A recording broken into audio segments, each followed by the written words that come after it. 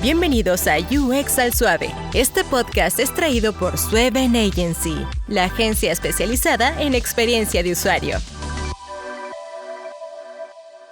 Bienvenidos a UX al Suave, un espacio donde hablamos sobre diseño de interacción en español y sin presiones. En el capítulo de hoy tenemos a Lucía Carpio, que ha trabajado como UX designer en grandes marcas dentro y fuera del país.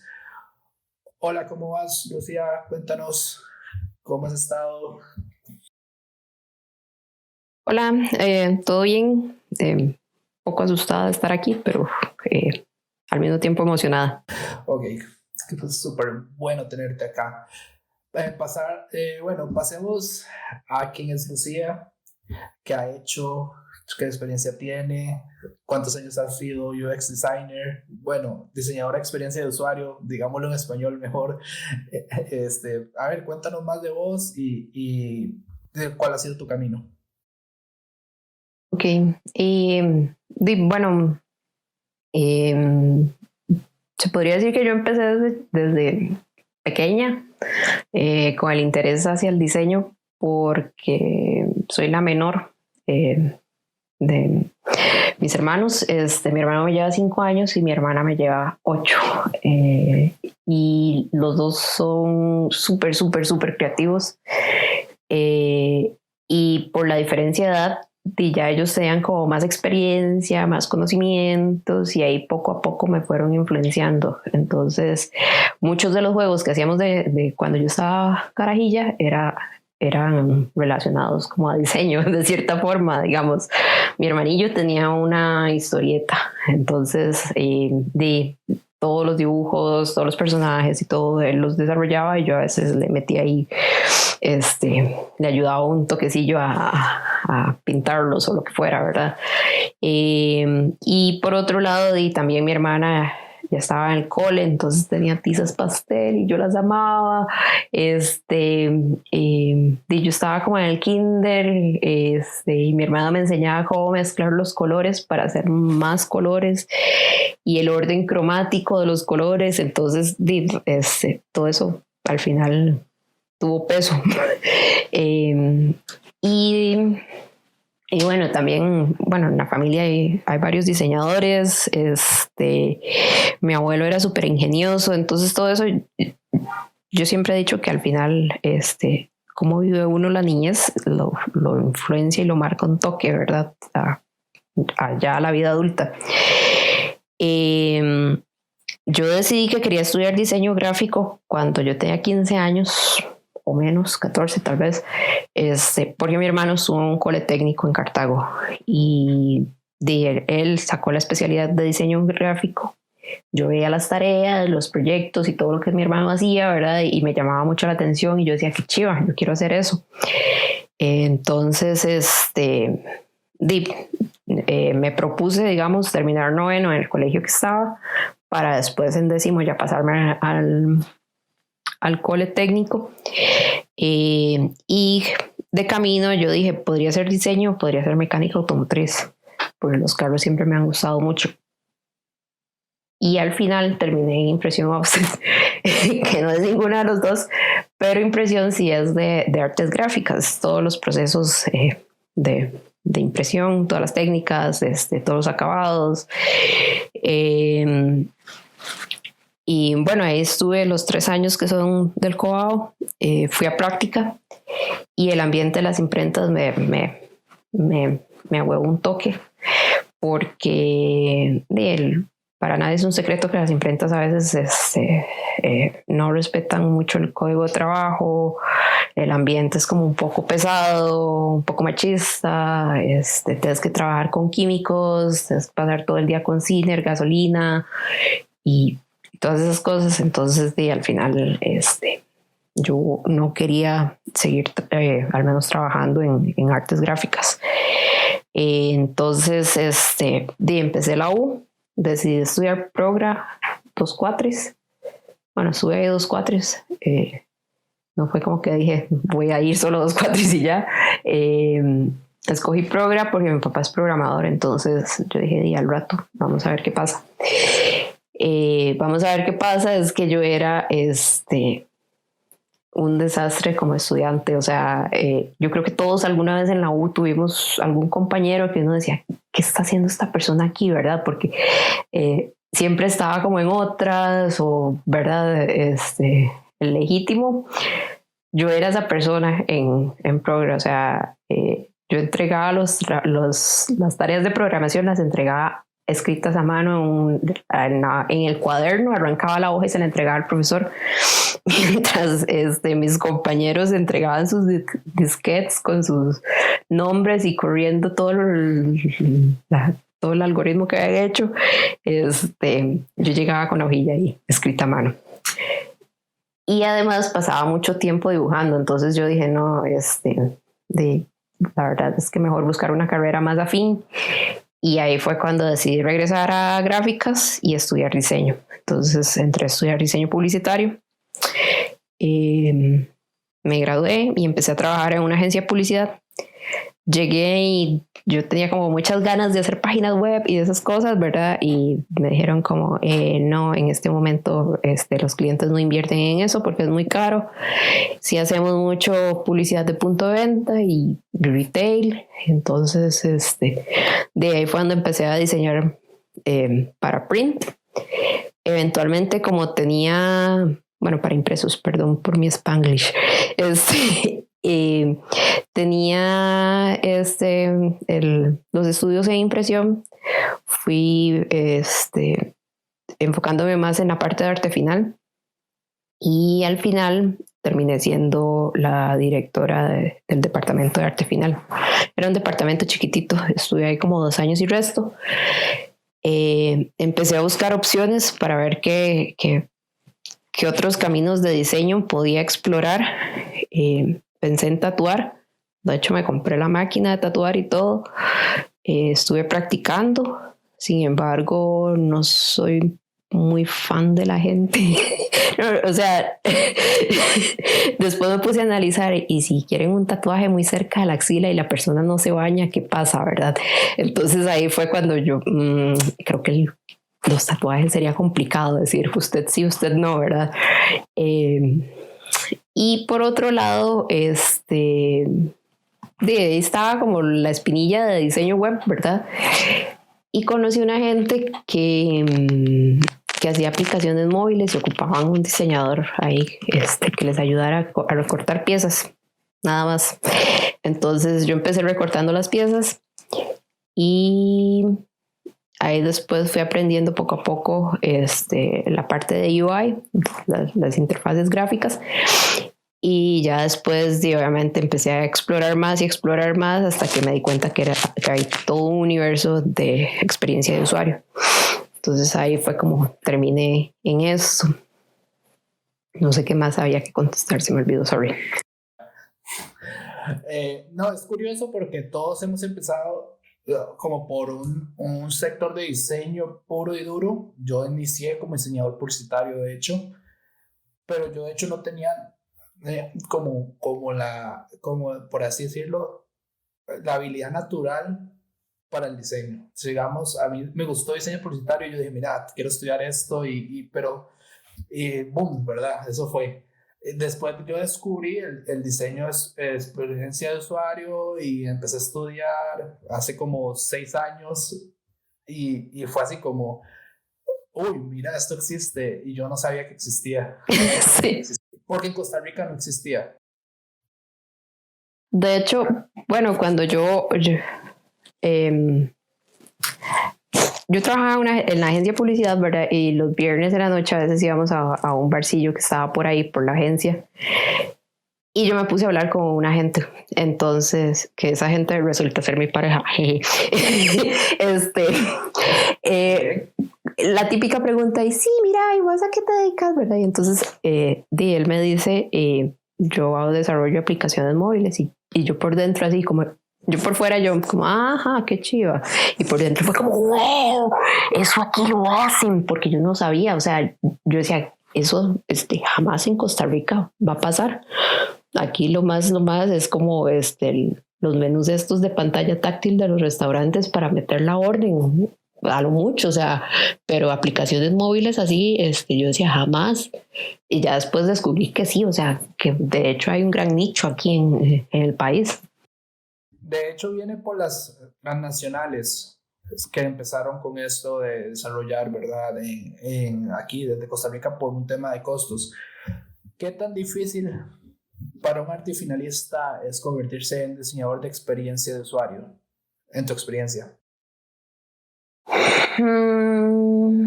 Creo que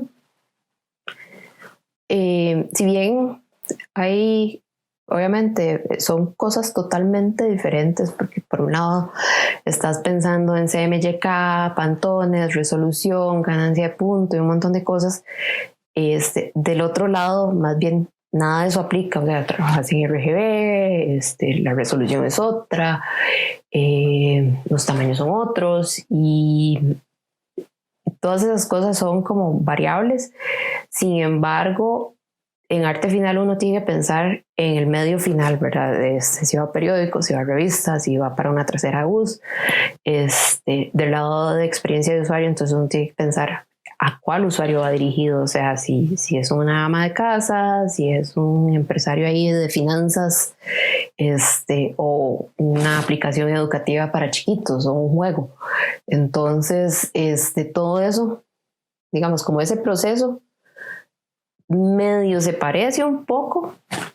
Sin embargo, al fin y al cabo, al principio uno puede asustarse un toque y decir, wow, esto es totalmente fuera de lo que yo hago, ¿no? Está fuera de mi zona de confort. Sin embargo, si uno comienza ahí a explorar, se da cuenta que al menos, digamos, la primera parte, lo que es diseño de interfaces, es diseño gráfico. Nada más que hay otras reglas y uno las puede aprender, o sea, no es como que tengas que ahí desbaratarte. Y por otro lado, ya ahí entonces con esa base se puede empezar a buscar otros caminos, y que está el diseño de interacción, la parte de escritura, ¿verdad? Escribir microcopies, la parte de research, de investigación, todas esas, ¿verdad? Todos esos caminos. Ahí después uno hasta puede escoger como, ok, tal vez, como decís vos, tal vez lo mío no es tan plástico, tan artístico, puedo dedicarme a hacer investigación. O digamos como mi hermano, que es la redacción se le da así como full. Yo siempre he pensado que él sería perfecto UX writer o escritor de la parte de experiencia de usuario. Cosas así, uno podría empezar por ahí. Digamos, ir dando pasitos, ¿verdad? Ir tanteando qué es como lo que me gusta, qué es lo que no me gusta, y poder verlo todo y entrarle. O sea, tampoco es como que te van a decir, no, usted viene de arte final y usted viene de agencia, entonces no, rechazado, jamás.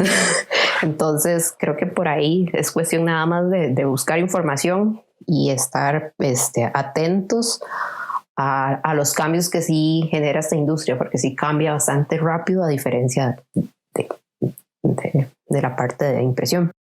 De hecho, hay que aclarar algo aquí, es muy importante, ¿verdad? Para las personas que quieren entrar a este mundo, que los UX designer, mejor dicho, para dejar de usar términos en inglés, que ya deberíamos tropicalizar un poco, ¿verdad? Un diseñador de experiencia de usuario no diseña, en realidad. Sí, de hecho, bueno, es muy diferente ser diseñador de experiencia de usuario a ser diseñador de interfaces gráficas, ¿verdad? El diseñador de experiencia de usuario es como el máster, iba a decir el maestro, el que amarra toda la información y va construyendo poco a poco todo el conjunto del usuario, o sea, toda la experiencia desde antes incluso de que agarro un teléfono, no sé, para pedir comida express o lo que sea, todas esas variables uno las tiene que considerar como diseñador de experiencia de usuario.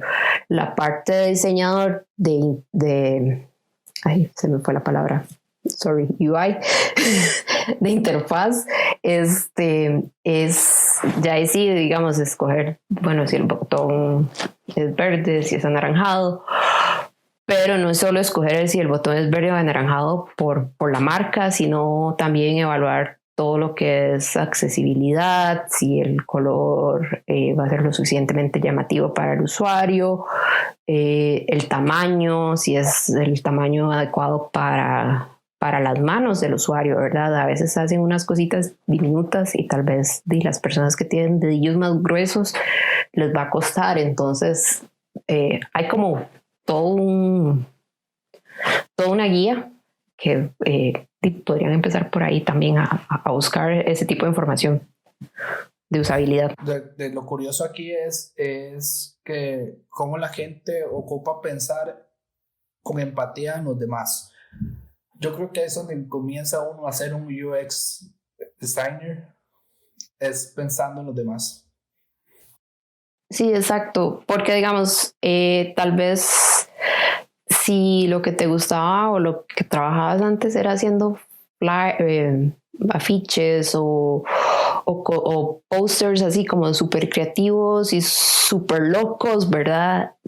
Que tengan esa habilidad creativa, pero acá también hay que pensar en función al usuario final, si el color va a ser lo suficientemente legible, si el tamaño de la letra va a ser suficientemente legible para las personas, porque tal vez te des un nicho de personas que tal vez siempre ya están un poquito mayor y requieren lentes. Entonces eso, el contraste entre el fondo y el texto o la imagen, que si la imagen la hiciste tamaño malla y está ahí súper pesada, ¿verdad?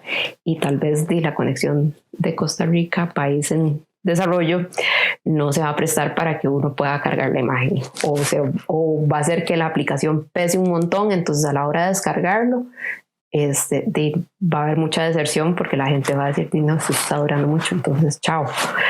Todas esas cosas hay que digamos, empezar a pensar más a favor de la funcionalidad y no tanto de la estética.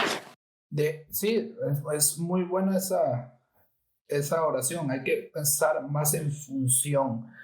Me parece que es donde fallan la mayoría de los servicios del gobierno. Este podcast es desde Costa Rica.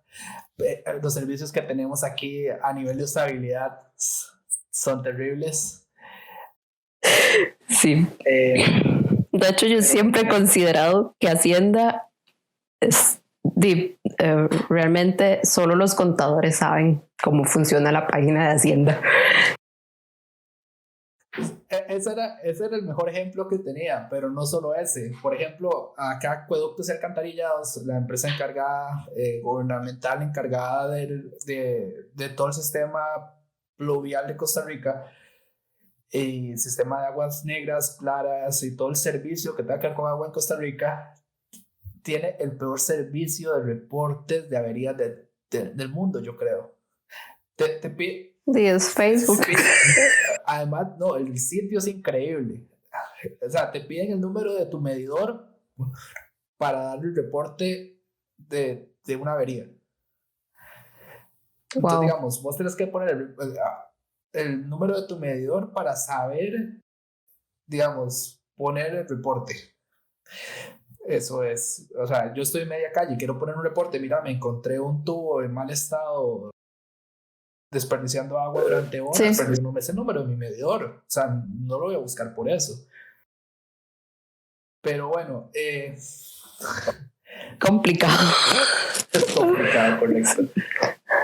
Sí, el problema de esas páginas es que muchas veces las personas que toman las decisiones sobre cómo va a funcionar la página o la aplicación son personas que llevan años trabajando en esas instituciones y se conocen al dedillo qué es un NIS, qué es ¿verdad? Qué es el código, no sé qué, y tienen como este lenguaje técnico entre ellos, que tal vez solo no sé, brinquemos de página y nos vamos a ICE. Entonces tal vez solo gente que conoce de electricidad, va a entender, y tal vez la señora, no sé, ama de casa, pensando mi mamá, ¿verdad? Una señora ama de casa de 60 años que tenga que reportar ¿cómo se llama? Una avería o hacer un trámite, obviamente se va a confundir. Incluso uno que digamos que podría decir que la generación de uno es un poco más tecnológica. Aún así, aunque sepas usar Chrome, aunque sepas usar cualquier navegador y todo, el flujo de pantalla a pantalla que tienen estas páginas es súper complicado, y el lenguaje que usan es súper técnico, que eso es como un gran no a la hora de diseñar experiencias de usuario. O sea, uno tiene que empatizar con los usuarios, y esto yo creo que ya lo hemos mencionado. Si tuviéramos contador ya hubiéramos reventado el ping de cuántas veces hemos dicho empatizar, pero es por lo mismo, porque digamos, uno tiene que pensar para esa persona o para este tipo de usuarios, y ese es el problema de estas páginas que son creadas por gente que se le olvida eso. Y lamentablemente terminamos con las páginas que tenemos ahorita. Sí, eso es el problema. Ellos no piensan que cualquier persona puede usar estas herramientas digitales. En el caso del Ministerio de Hacienda de Costa Rica, ellos no pensaron en, por así decirlo, una persona que es un agricultor de una zona rural necesita también realizar facturas. Y es también la misma herramienta la que puede ser utilizada por una persona que vive en la capital, que tiene ciertos estudios, sin menospreciar al agricultor, sino es que ellos dos deberían utilizar la misma herramienta, porque es una herramienta pagada con nuestros impuestos por todos nosotros. Y que son dos perfiles de usuario totalmente diferentes. De hecho, yo freelanceé un tiempo, estuve como 2-3 años freelanceando, y la declaración de impuestos, honestamente yo prefería pagar a un contador, llegarle con las facturas y decirle tome, encárguese, porque la página es tan complicada y tan engorrosa que yo dije, la verdad es que no me voy a calentar la cabeza, y los contadores probablemente la saben usar porque aprendieron. Es el pan de todos los días de ellos, pero te puedo apostar que tal vez más de uno quisiera que la página fuera más amistosa con el usuario. Bueno, pasando a otros temas. Sí. Ya dejamos en paso un momento. ¿Qué tan difícil, mejor dicho, por qué es tan difícil el diseño de interacción en Costa Rica? Falta de recursos, falta de personas hábiles, falta de de que las empresas busquen a sus diseñadores de experiencia de usuario para sus nuevos proyectos. ¿Por qué es tan difícil el diseño de interacción en Costa Rica? A ver, voy a dar mi opinión aquí antes que la des vos. Yo no he visto el cambio en 6 años. Así, yo no lo he visto. Digamos, yo he visto que las empresas que son medianas y multinacionales siguen contratando el rol de UX designer, pero ahora le llaman UX UI designer, entonces se ahorran el costo de tener 2 personas, entonces buscan un diseñador, por así decirlo, de producto digital. Está bien, yo no estoy en contra de eso, pero digamos, yo siento que eso buscan. Ese como decís, que buscan el rol de UX UI. Sin embargo, muchas de esas empresas lo que terminan contratando y lo que están buscando, o sea, no es culpa del contratado, sino de que ellos están buscando es un UI. Entonces fue nada más que a la hora de hacer el anuncio que publicaron en Facebook pusieron UX UI, pero al final lo que tienen es un diseñador de interfaces. Y honestamente yo considero que el problema acá es un problema de cultura. no se le ha dado la importancia o el valor, no se han dado cuenta del valor que tiene un diseñador de experiencia de usuario, sin ánimos de, ¿verdad?, de echarse la palmadita a uno en la espalda. Es porque realmente aquí podemos hablar horas de horas sobre las páginas gubernamentales y los problemas de usabilidad que tienen. Y es básicamente eso, o sea, el valor agregado que le vas a dar a tu página, a tu aplicación, realmente haciendo un proceso de experiencia de usuario como tiene que ser, le va a dar un buen valor a estos productos. Sin embargo, de negocio siempre va a ser como recortemos costos, el diseñador de experiencia de usuario. Entonces ahí el diseñador le suena a dibujitos, cortamos ese presupuesto. Y por otro lado, no falta el que dice, yo puedo hacerlo, ¿verdad? Porque cualquiera puede tener Photoshop y hago el chiste del Photoshop, aunque no se use, pero eso es lo que pasa, o sea, como que se menosprecia un poco el puesto o el rol, y entonces uno piensa que cualquiera puede hacerlo, o sea, así de entrada, tomar el tipo de decisiones que se toman cuando uno está haciendo, cuando uno está diseñando. Y lo otro es eso, que lamentablemente, como decís, a veces buscan un diseñador que haga de todo. Sin embargo, lo buscan más sin saber, sino nada más porque tal vez dijeron, mira, si fulanito lo está usando, entonces nosotros tal vez deberíamos usarlo. Pero no falta, digamos, como crear esa cultura del lado del cliente, y creo que los que tenemos ya ratillo de estar acá, y cualquiera que la oye es Steve Jobs, los que ya tenemos, yo también tengo como 6 años de estar en esto, entonces o más, no recuerdo, yo empecé en el 2013,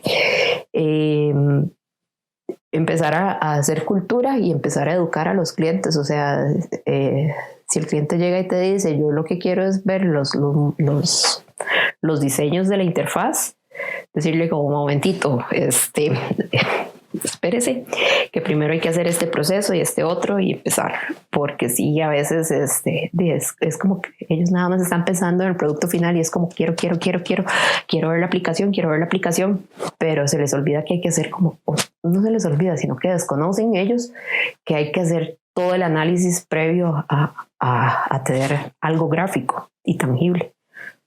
Bueno, tangible digitalmente. Sí, tangible digitalmente, pero también esto viene también de que yo fue hace como 2 años que yo me di cuenta que diseño de producto también es una rama que el diseño de interacción toca mucho, ¿verdad? No necesariamente el diseño de interacción, y esto hay que dejarlo muy claro, no aplica solo a servicios digitales ni productos digitales, ¿verdad? Aplica a todo lo que sea usado por un usuario. De hecho, tengo un ejemplo así. Trabajé muchos años en el outlet mall, y sufría porque en el parqueo de los que trabajábamos ahí, los que iban a oficinas ahí, nos daban tarjeta para el parqueo, pero el parqueo también es público, entonces cualquiera puede llegar y parquear ahí. La caja no está en la aguja de salida, sino que hay que ir a pagar a pie, hay que bajarse del carro, estar fuera del carro y pagar. Pero la caja tampoco está ubicada en una zona, digamos, como en los ascensores, que es donde la gente se esté bajando y se acuerda de que tiene que pagar el parqueo. Entonces, ¿qué pasaba? Mucha gente llegaba, se montaba en el carro, y cuando llegaba a la aguja se acordaba que tenía que pagar. Entonces, apagaban el carro, quedaban bloqueando la entrada y se iban a donde estaba la caja para pagar, y era aquella fila. Entonces, eso es un problema de usabilidad y es una mala experiencia para los usuarios, que se puede resolver como o pasar la caja en la aguja, cerca de la aguja, en donde inmediatamente no haya que bajarse del carro a pagar, o lo pones en un lugar en donde inmediatamente llegas al parqueo, que es obvio que uno llega al parqueo ya para irse, y de ahí mismo que la gente pague sin tener que llegue al carro y se le olvide. Entonces, ese es como mi ejemplo así de máxima pésima usabilidad a nivel no digital. Y es un buen ejemplo, de hecho. Pues, de hecho, y le pasa a un montón de centros comerciales, bueno, acá en Costa Rica les pasa, de que no piensan de que cómo las personas pueden pagar, ¿verdad? Por así decirlo. Sí. Por así decirlo. Sí, ahí trataron de disminuirlo con esta cosa del Compass, pero igual hay muchos usuarios, no todos los usuarios van a usar eso, entonces igual seguía ahí. No todos son clientes de ese banco. Además, ese es el problema. Sí, pues, digamos, si Compass fuera abierto, Compass es un sistema, para explicarlo, cierto. ¿Cierto? Compass es un servicio que se pega al parabrisas, es un aparato que se pega al parabrisas, y ese servicio lo que hace es que, digamos, acá en Costa Rica hay peajes que uno pasa, ¿verdad? Y le descargan mediante ese aparato cada vez que pasa de una tarjeta de crédito, débito o de una cuenta corriente. Sí, está ligado. Compass, correcto. Y el Compass también funciona para ciertos parqueos dentro de centros comerciales o oficentros en Costa Rica. No todo el mundo lo tiene. No todo el mundo lo tiene. Ese es el problema más grande. Y eso es un tema de que yo no entiendo cómo no hemos, por ejemplo, estandarizado cosas. Seguimos pagando con monedas el bus, seguimos pagando con monedas el peaje. Son cosas que que siguen siendo estándar. Entonces, en Costa Rica es difícil. Bueno, podríamos decir que casi en Latinoamérica, quitando 3-4 países. Sí, y eso también se viene arrastrando desde diseño gráfico para impresión, porque dice, o sea, uno lo ve ahí en los grupos de Facebook, la gente quejándose de que los clientes quieren pagar muy poquito, o que la típica, ¿verdad? Aunque a veces es como el chiste o el meme de que mi sobrino me cobra tanto porque sabe usar Photoshop. Pero hay otros factores, no solo el saber usar el software, sino que hay un montón de factores que van a influenciar en el producto final, y eso lamentablemente la mayoría de empresas o lo ignora o lo desconoce. Entonces creo que ahí hay que ir educando poquito a poco para que la cosa cambie. Correcto. Bueno, seguimos con las preguntas incómodas. Tengo problemas de conexión.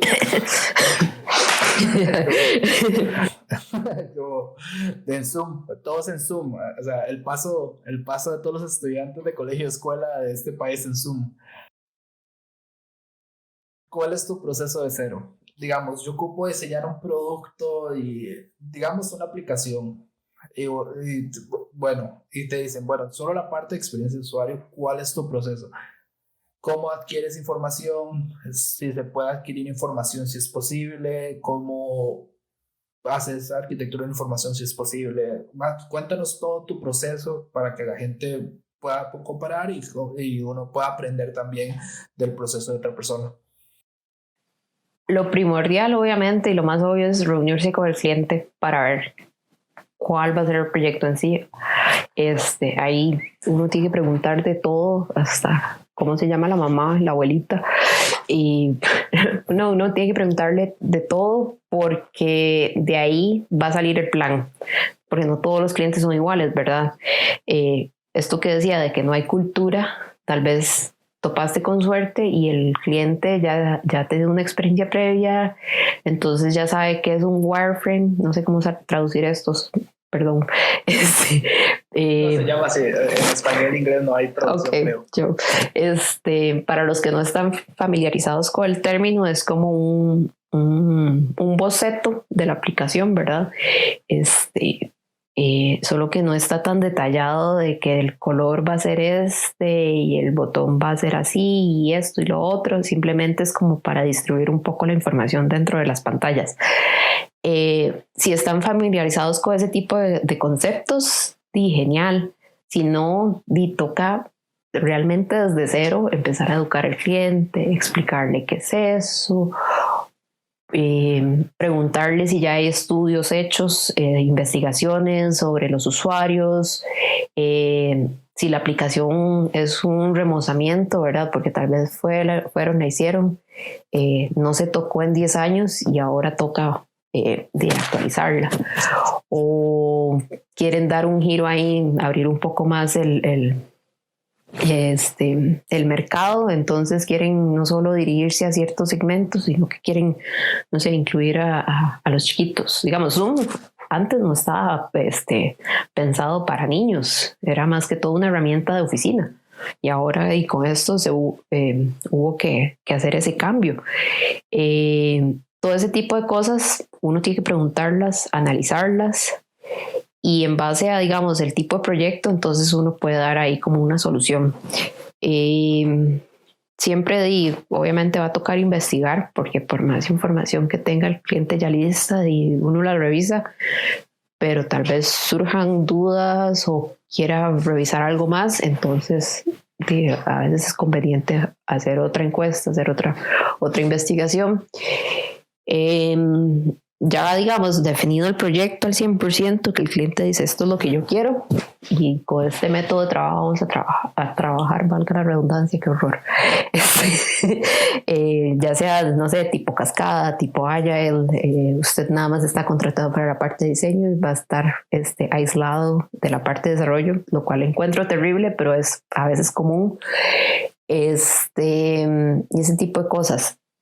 Con eso, entonces, obviamente, yo levanto un resumen y comienzo a ver los requisitos que tiene negocio, o sea, el cliente.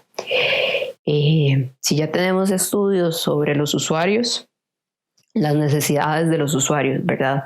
Porque muchas veces las necesidades de los usuarios no van a ser las mismas que te está pidiendo el cliente. Entonces hay que decirle, reunirse y decirle como, hey, tenemos estos hallazgos, ¿verdad? De las encuestas, de las entrevistas, si tienen Google Analytics, porque es algo que ya existe o lo que sea, uno le dice como, hey, encontramos esto y hay que ver de qué forma lo podemos hacer que calce con lo que ustedes nos están pidiendo, porque nada hacemos entregándoles a ustedes una aplicación o una página web con lo que ustedes nos están pidiendo, pero al final el usuario quiere otra cosa.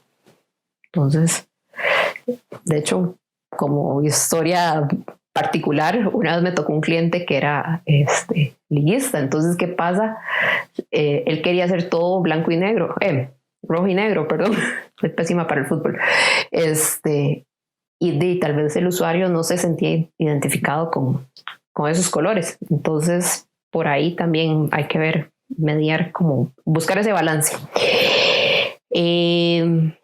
Ya cuando tenemos las necesidades y los problemas planteados, hay que buscar una solución. Entonces, si la solución es una página web o una aplicación, ¿verdad? Listar toda la información que va a tener esa página, que va a tener esa aplicación. Muchas veces los clientes van a querer tener la misión y la visión ahí en primera plana, pero obviamente al usuario la verdad es que no es tan relevante. Entonces uno comienza a distribuir toda esa información uno la comienza a distribuir, a ver, por relevancia, también qué se quiere promocionar más, ¿verdad? Obviamente, porque tampoco se puede ir solo por dejar de lado la parte del negocio. Con eso, yo normalmente trabajo la arquitectura de la información. Yo soy muy vieja escuela y me encanta trabajar en papel, entonces normalmente lleno una pared de post-its y comienzo a moverlos para aquí, para allá. Y ya después, cuando tengo algo ya conciso, lo paso a Miro, o a veces que estoy en el iPad, hay una aplicacioncilla ahí que se llama Post-it, entonces uso eso, o incluso en el mismo Sketch, entonces ahí voy montando las cosas. ya con esto, entonces uno tiene como algo más sólido y yo empezaría a hacer la parte de wireframes. Bueno, obviamente hay que ir, presentarle al cliente. A veces hay que iterar en lo que se presentó, hacer ajustes, tal vez hacer más investigación porque quedaron ahí ciertas dudas y ya una vez que esa parte está aprobada, por así decirlo, entonces sí, brincamos a los wireframes, que era, como les decía, hacer los bocetos, pero de una forma muy, muy, muy, muy básica, es decir, esta caja va a ser el footer, esta caja va a ser un botón, esta caja va a ser un banner. Antes me gustaba mucho usar Balsamic, tengo rato de no usarlo. A veces lo que hago, bueno, otra vez, ¿verdad? Primero papel, porque sí tengo como esa necesidad mía de hacer todo en papel. Y de ahí le tomo foto y lo medio hago en Sketch, que es como lo que he estado usando los últimos años. Hay como unos stencils que venden de UI Stencil, no me están pagando la mención, pero son bastante prácticos en realidad.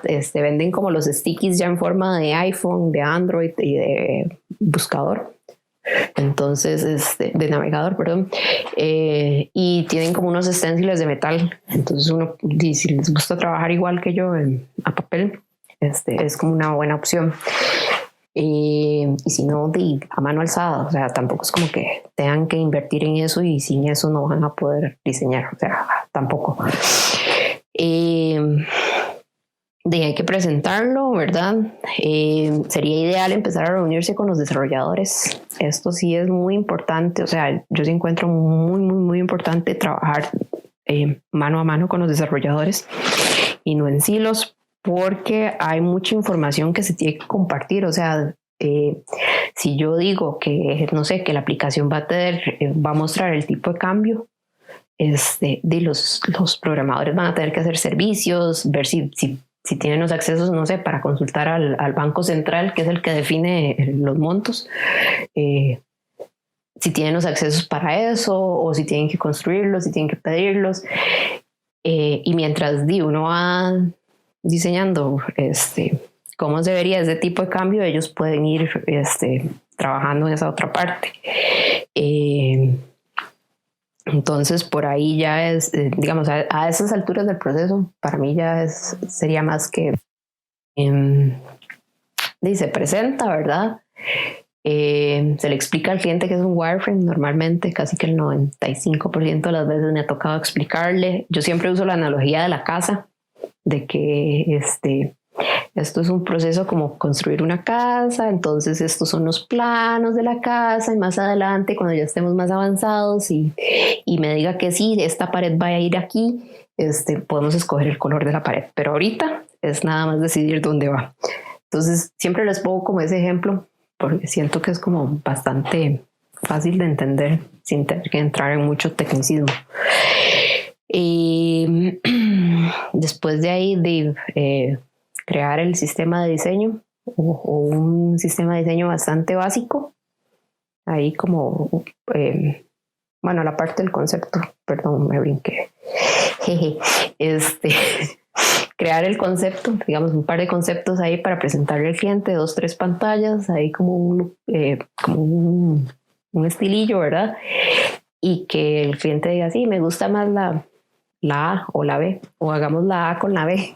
Entonces, ya cuando se tiene eso, entonces sí se hace como todo el sistema de diseño, que es definir, es como un libro de marca, se podría decir, un libro de marca de la aplicación, que todos los botones van a ser azules o todos los botones van a ser rojos.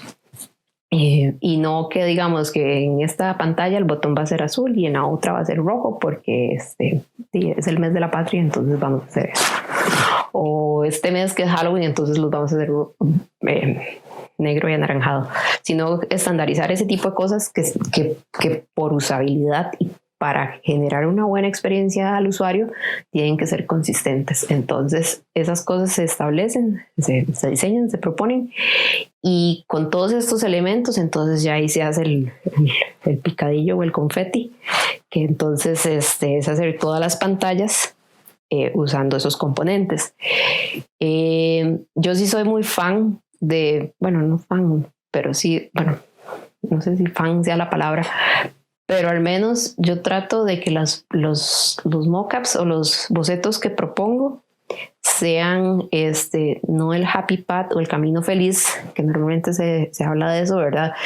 Con datos súper perfectos que van a calzar perfectamente y a la hora de la hora se desarrolla, pero por decir algo, en el nombre de usuario usé José Pérez, ¿verdad? Súper cortos los nombres. Pero el usuario final, el real, va a llamarse como José Luis de la Trinidad Hidalgo, no sé, ¿verdad? Aquel nombre larguísimo de novela. Entonces, sí hay... Perdón. Pero sí, o sea, es también pensar en eso, o sea, pensar en el escenario no feliz y decir, ok, puede que se presente este error, ¿dónde vamos a poner el mensaje de error? Y tal vez empaquetaron todo tan perfecto que un banner de error o no sé, el rojo que están usando para los errores sea todo disruptivo.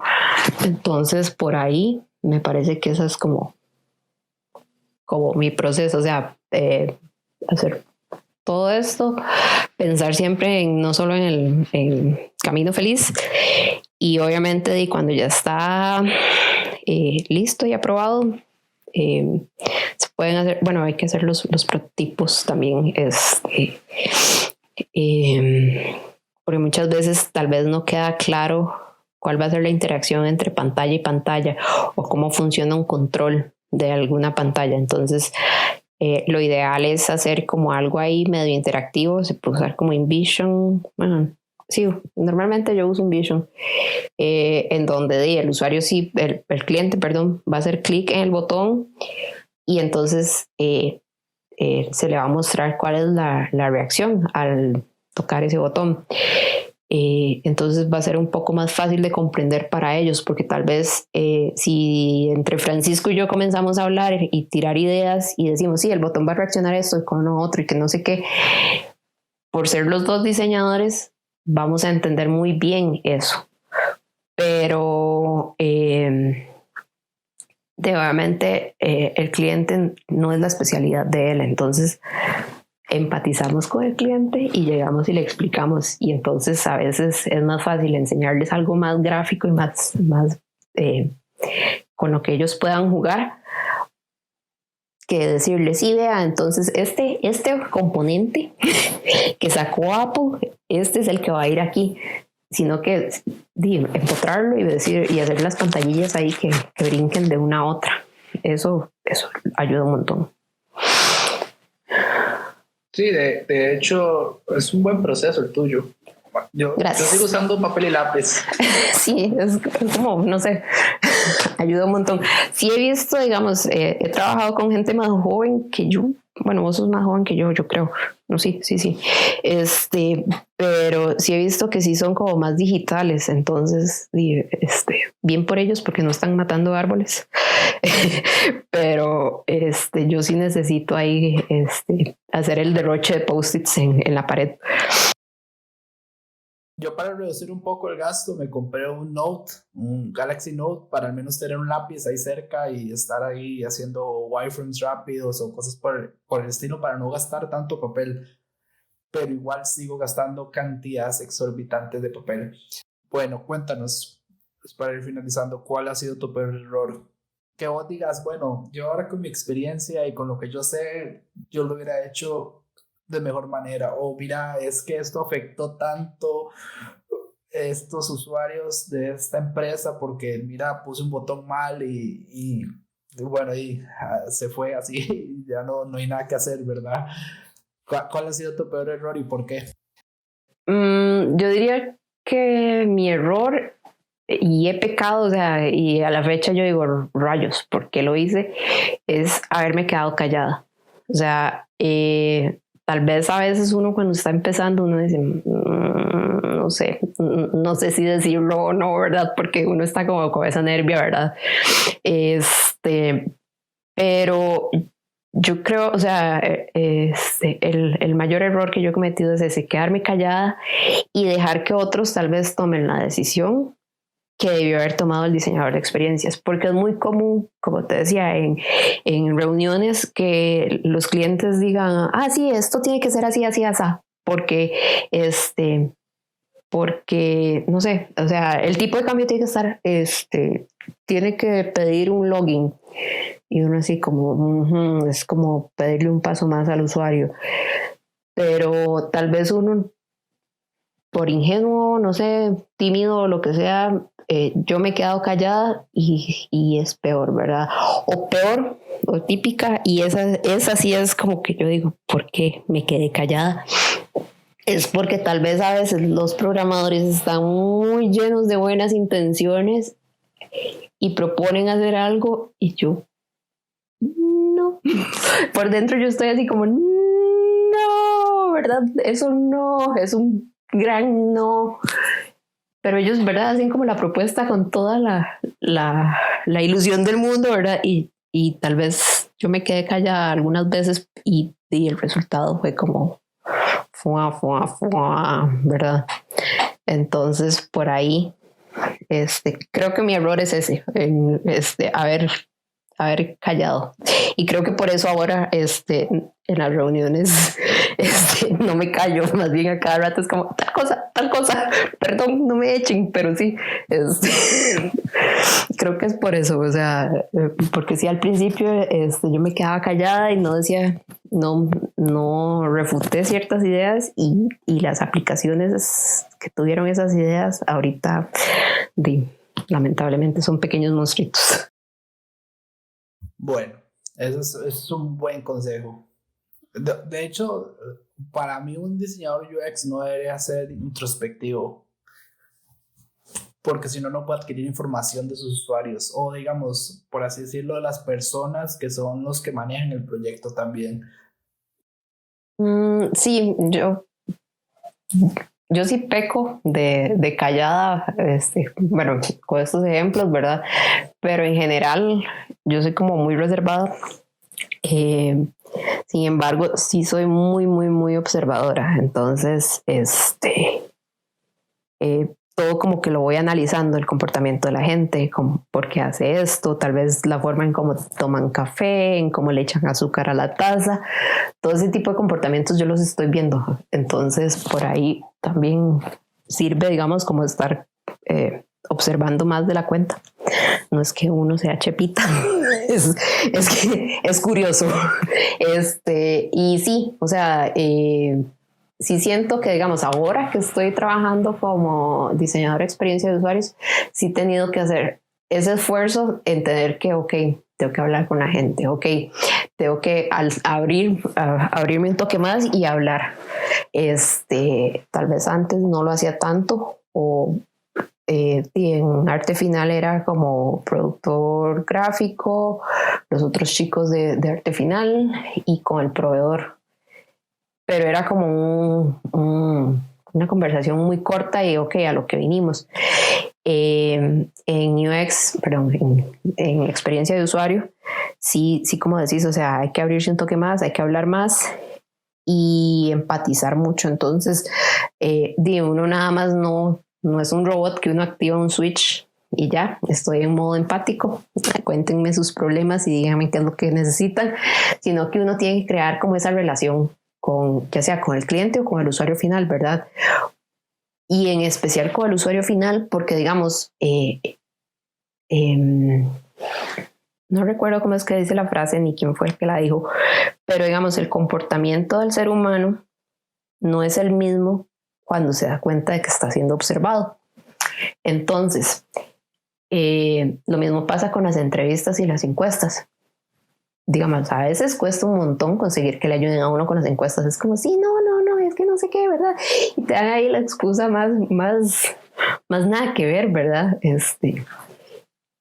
Y cuesta mucho, ¿verdad? Que te digan que sí a veces. Entonces, y en el momento en que logras que alguien te haga que te ayude con la entrevista o la encuesta, a veces la gente sí, o sea, sí puede haber gente que diga, sí, esto no me gusta y esto debería ser así, ¿sabes? No sé qué, pero sí hay que tratar como de establecer esa empatía, y esa empatía solo se logra relacionándose con la persona, o sea, hablando. Entonces, por ahí, digamos, a mí en lo personal sí me ha costado un poco esa parte, trabajarla más. Y bueno, sí siento, digamos, comparado a como yo era hace, no sé, 15, 20 años que estaba saliendo del cole, obviamente, sí, digamos, trabajar en esto me ha hecho un poco más abierta a socializar. Buenísimo. Más bien, muchísimas gracias. Esta es tu casa. Puedes venir cuando quieras. Muchas gracias. A hablar y conversar. Especial de páginas estatales. Sí, deberíamos hacer un especial de páginas estatales. Invitamos a Nilo también. Ok. Nada más para recordarles a todos que tenemos una rifa para las personas que nos sigan en YouTube o en Spotify. Estamos rifando el libro Lean UX, cómo aplicar los principios de Lean a una mejor experiencia de usuario. La versión en español nos costó un montón. ¡Qué bueno! Nos costó un montón conseguirlo en español. Esa es muy buena base para empezar. Digamos.